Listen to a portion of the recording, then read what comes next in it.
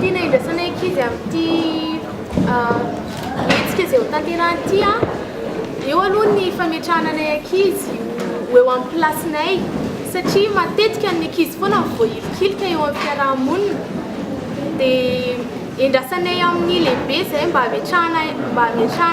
hametrananay eo amin'ny toeranay dia eo ihany koa ny mba efa teneniko hoe mangeta eto izay mba hitory ny filazantsara ho an'ny lehibe ihany koa satria tsy inona mila toriana ny filazantsara ihany koa ny lehibe raha toky izy ka tsy mbola nitory taminay ankizy.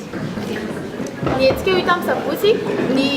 fandaram-potoana izany mizara roa ny maraina misy ny fanompoam-pivavahana izay ohatrehan'ny ankizy ary ny ankizy rehetra no manjay anjara amin'io na mitory teny na mitarika ny fotoana na mamaky ny tenin'Andriamanitra ary ny hariva kosa misy ny hetsika fidirana an'Andriamanitra fotsiny hariva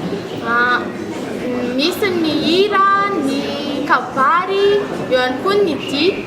tsy izay ankizy ataony voatsinapy ihany fa misy ihany ireo vahiny izay efa nasainay efa voalaza teo ihany koa hoe any faritany any